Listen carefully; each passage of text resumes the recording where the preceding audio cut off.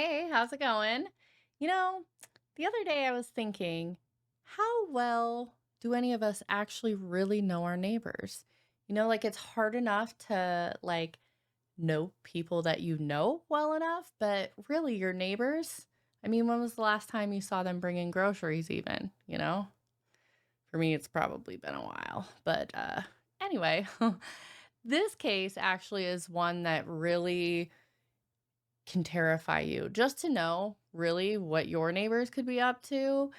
Um, we're going to talk about the story of John Jamelske today, and it's a terrifying one. I mean, he didn't murder anybody, but he definitely destroyed lives. So we're going to get into it.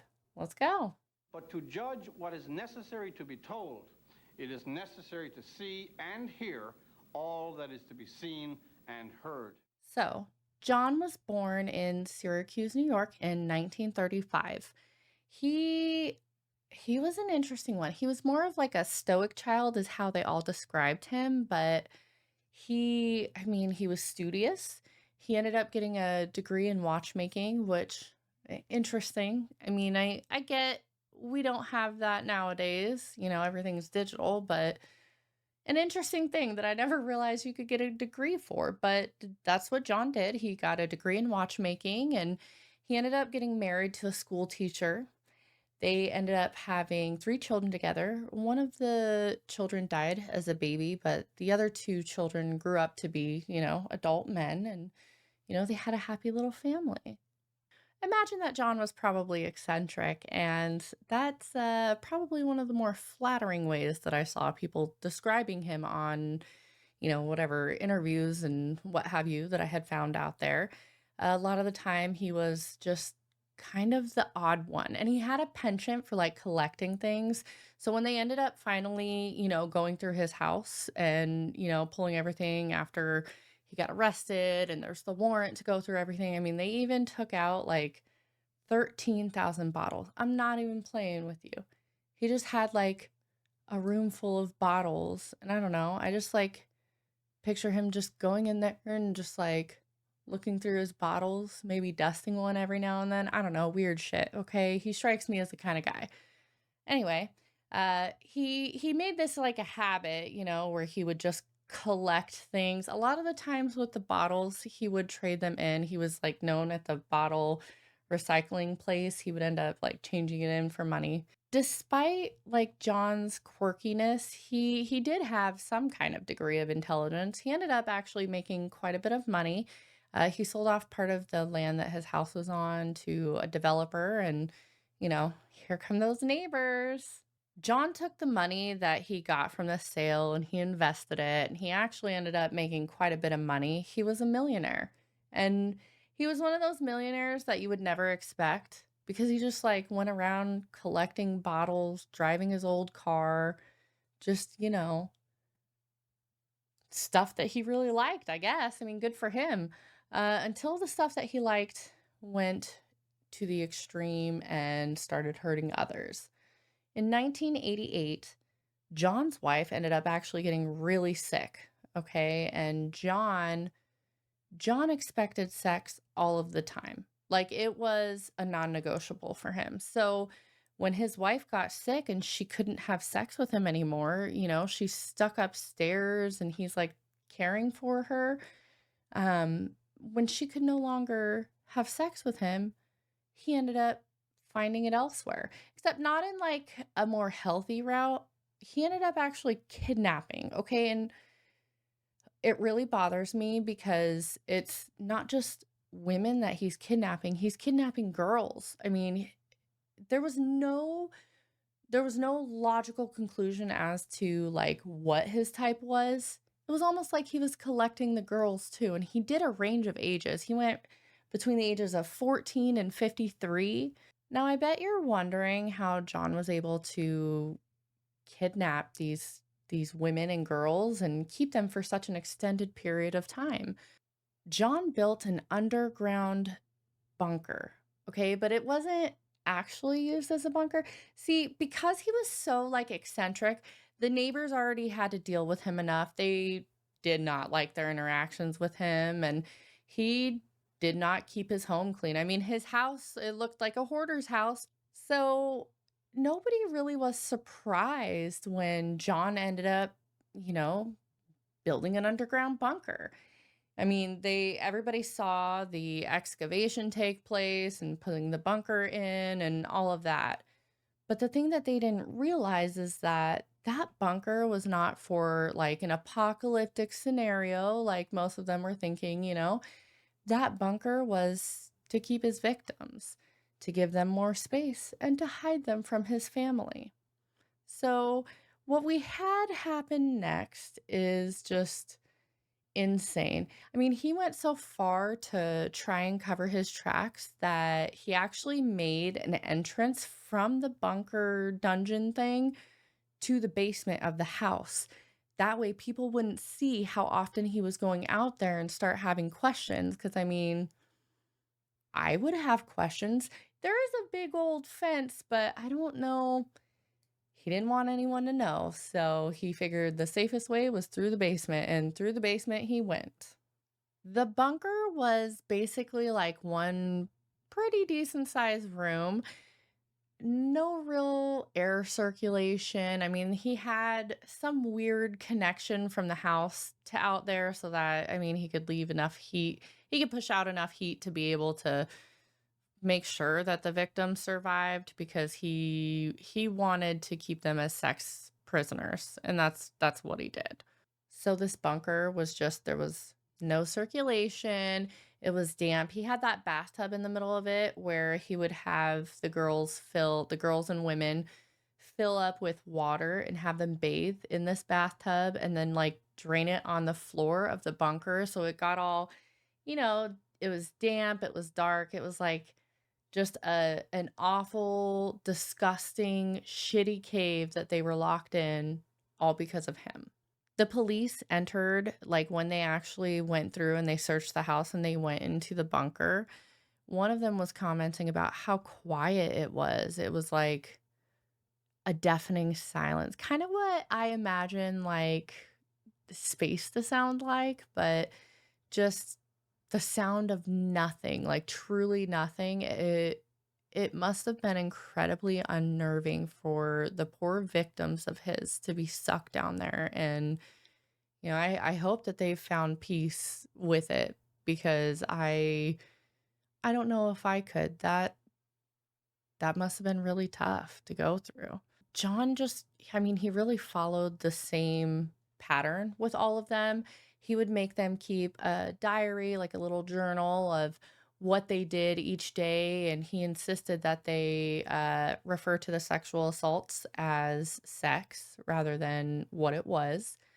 And I mean, he would have them do the bath. He had one woman that he really loved her singing, and I mean, he even took a tape recorder down there. It's creepy because he just really did those mental gymnastics. He worked on it because in some weird way, he had it equated in his head that the girls and women wanted to be there. It was like some weird mental fuck up of his, like something in his brain was fried because he could never see how much of a monster he was. Another thing that John would do to kind of help keep his victims in check is he would like go and creep around their house and nobody really expected anything weird of him. I mean, he would get pictures of their family and just like threaten all of them something bad to befall their family. He told them that he was part of like a big conspiracy with the police where they were sex trafficking and that they were with him until they learned how to be good and obedient, and then they would be sent off further down the line and sold. The first girl that John kidnapped was a 14-year-old Native American girl. He had tortured her with, the obvious sexual, physical torture that he was doing down there in the dungeon to them, or to her, to all of them collectively, but specifically at this time it was her. She originally, when she was picked up in 1988, she had been stored at his mother's house and, like, tied at the bottom of a well, like, some weird shit, okay? And, she didn't like it, so that I mean, he built a bunker basically for her was kind of how he put it, and she ended up getting moved in 1989 when the bunker was completed. Nobody around here was talking about a local Native American girl who'd simply vanished without a trace. That item never made the news. That girl, Kirsten Howard, was 14 that fall and growing up fast, out late on a Saturday night, drinking with friends. My friends were talking to somebody else up the street, and I was talking to somebody in a car, which I don't really remember, and they turned around and I wasn't there. Just like that? Just like that. You were gone. Yep. So began that horrible place, and yeah, she ended up playing along nicely enough with him. In 1990, they actually went on a vacation to Nevada together. Because remember, I mean, he had it in his head that he was doing good and that they wanted to stay with him. She, the whole time, she's had a couple of interviews and she has thought, like, while it was happening, I mean, what any of us would be thinking, I'm not getting out of this alive. Kirsten says the old man allowed her to write letters home and mailed them along with these pictures he took of her to show that she was all right. But even that small kindness carried a terrifying threat, that he knew where her family lived, and his bosses, powerful people, he said, would kill them if anyone ever went to the police. You now believe what he says? Yeah, after all that time, yeah. I'll kill your brother. I'll kill your mother. And she just, did her best with her survival instinct. And he ended up actually letting her go. In 1990, in fact, when they went to that Nevada trip, he ended up buying her a plane ticket all the way home by herself and, letting her go off to home. She was so scared because he had threatened her family. She never spoke up about it. She was 17 when she was released, but caught at 14. I can't even imagine the amount of therapy it would take to be able to actually just function every day to take care of myself. So, I hope she's doing well. John kidnaps his next victim in 1995. And remember how I said that he collected different races of women to be his victims? This time it was a 14-year-old Latino girl, and he kidnapped her and held her. He did the same things that he did to the first girl to her, and he let her go in 1997. So she was held for about 2 years by him. And, there wasn't really anything else I saw beyond that on there. It seems like a lot of her side of the story she wasn't as prominent as coming out about it. John had gotten incredibly lucky for him that neither one of those girls ended up taking to the police and trying to get help. What a fucking way to be introduced to the world, just in the most awful of ways. And that's what he did to them. Now, his next victim that he ended up kidnapping was in 1997. This time, his victim was a 53-year-old Vietnamese woman. Her age being so different from the other two victims that's part of the reason why they, across the board, it seems like everybody kind of agrees that he was just collecting different aspects, like, I don't know, like trying to get a bingo card full or something. I don't know. Like, this guy, who knows what's going on in his fucked up head, Nothing good. John took a real liking to this one, though. The Vietnamese woman, he really loved her singing. Like, there's tapes out there of him and her, like, dancing around down in the bunker. And she's terrified. And he's having the time of his life. He thinks that everything is great and that she's so happy. And, that she goes out on a few interviews and she talks about weeping and how upset it would make him. And I don't know. It's wild to me. He really, like, the mental gymnastics. insane. He really crafted his own world, didn't he? He tried to make her more comfortable. He got her a TV and was just like, I mean, he would give her whatever little gifts he would give her. I mean, he couldn't have been that good. Let me tell you, give me a fucking bucket and a mop and some bleach, or like maybe hire a cleaning crew at the very least. Let me the fuck out of here. I don't know, something. But not only did he kidnap them, but the conditions that he kept them in were so fucking grotesque. I mean, the pictures are just disgusting. So, I mean, it's a wonder that none of them died, you know? I'm amazed that he was able to actually keep them alive. Eventually, John could no longer he no longer was excited by her. Or maybe he just felt bad because she was crying and so depressed, but he let the Vietnamese woman go. He blindfolded her and dropped her off at a bus station, and she did what the logical, mature female would do, and she went straight to the police. Okay, she went straight there. And yeah, her English was not the best. It's said all throughout everything, but I mean, she got her point across to the police. What the police ended up doing to her, though, is they gaslit her into thinking that it didn't happen, or at least they tried to.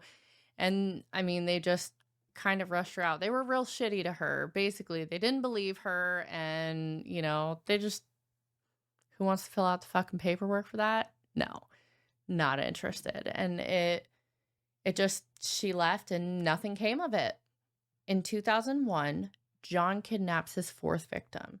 The night it actually happened, I was on acid. Jennifer Spaulding, a single mom with a history of abusing drugs and alcohol, says she was walking through a rough section of Syracuse late one night in May 2001 when an old man driving a rusted Mercury Comet pulled over and offered a ride. But she says instead of driving to her home, the old man took her to his. She says the next thing she remembers is waking up naked on a rough concrete floor with a chain around her ankle. Like, what the hell is this? And it was scary. I thought I was going to die. As you looked around at the walls, did you see anything? Just writing, and I mean, it looked like girls writing, because there was pictures and a peace sign. And So right away, you know you're not the first young lady to be in this room. yeah, I knew somebody else had been down there. Jennifer says the next time she saw the old man, he was standing in front of her and telling her that his job was to have sex with her every day. She says he told her he worked for very powerful people and even showed her a police badge to prove it. He's like, well, every time that you don't have sex with me, it adds on to the time that you're here. And I said, oh, so I will be going home. And he said, yeah, whenever my bosses say you can leave. Surprisingly, he actually let her go after 2 months. I don't think he liked how unpleasant she was, and fuck him. Like, at least he let her go. I mean, that was good at least. And she went to the police, of course, looking for help, just like victim number 3. And the police, discounted her story because she did not have the right year of car. I think it was like a 1975 or 1974, but she picked the wrong year, and they didn't end up finding him because they were looking specifically for the year of the car. And I don't know. Nowadays, they don't do it like that. Much smarter, in my opinion. That's probably why more people are caught nowadays. But, I mean, it's disheartening because I feel like they could have done more to actually, if they had taken both women seriously, because, I mean, they gave them descriptions of the dungeon. If they had taken it more seriously, maybe there would have been less hurt that had gone out. Maybe they could have stopped him sooner. John's fifth and final victim that we know of, well, final, but fifth that we know of, was a 16-year-old black girl. He had kidnapped her in October of 2002, and he seemed to really take a liking to her. He gave her more freedom than anybody else that he had taken to that point. Eventually, she actually worked her way to being able to go up and be in the actual house outside of the bunker. And, you know, whatever she was doing, whether it was real Stockholm or her playing along to, you know, like with a plan, she did amazing. And, you know, she helped stop it, right? With irrefutable evidence. So he starts feeling comfortable enough to take her out, and he ends up taking her out on a trip to his beloved bottle plant. Okay. And there she asks to use a phone, and she's like, well, yeah, I want to call the church and I want to find out their service times. You know, like he's going to walk into the church with this girl and really expect people to take him seriously. All right, somebody call the fucking cops, because I can only imagine that she had terror in her eyes. It was not a mutually happy situation. And this fifth victim, she ended up calling her sister and letting her sister know what happened, and, you know, hey, get the cops here. Come on, save me. And they did. And that's how John ended up getting caught. The police picked him up, and it's so frustrating to see anything that they're talking to him about it, because he still just doesn't get it. He still thinks that what he did was just fine. Jamelske does not deny that he kept women and girls locked up in his homemade dungeon for months at a time. He doesn't deny using them for sex or using lies and threats to ensure their silence. But in Jamelske's world, none of that makes him a criminal. So how do you think you'd feel if you were 15 years old and you were locked at your house in that room for a year? I would not mind living down there in that dungeon. It was absolutely beautiful. There was a bed. There was water. And you're saying everything a girl could want in that dungeon? Anything that they wanted, except leaving at certain times, was there. Well, in any state I've been, that's called kidnapping. That's what I understand the law says. And you're a smart guy, and you didn't think that you were kidnapping these women? No. You seem very coherent, but what you're saying sounds absolutely insane. If you want to phrase it that way, you can. I mean, he thought he would only be subject to community service because of unlawful imprisonment. That's it. That's all that he thought he would get, not 18 years and counting for him so far. Yeah, they definitely, they ended up being able to charge him. I mean, they caught him red-handed, and there's records of everything. He didn't deny anything. And, you know, I'd say probably the only really good thing that he did here was he pled guilty. He didn't put any of the victims through a court trial. That would have been awful. He owned up to what he did, and he ended up serving 18 years. I mean, he's trying to get parole right now. Okay, so he's arrested and convicted. Like, he's sentenced to 18 years to life in 2003.